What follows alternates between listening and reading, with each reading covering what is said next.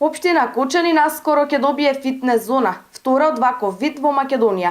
Зоната е лоцирана во спортско-рекреативниот центар Бавчалук, на низиниот северен дел непосредно до спортските терени, кои веќе се во функција на спортистите и рекреативците од Кочани.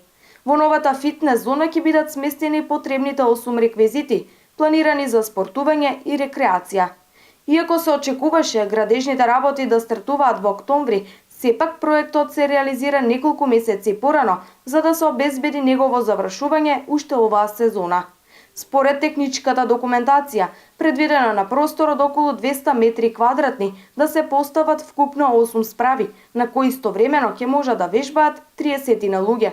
Трошоците за уредување на просторот и поставување на справите се во висина од околу 30.000 евра, а обврска на локалната самоуправа е да постави придружна комунална опрема, како корпи за отпадоци, клупи, дополнително јавно осветлување и слично.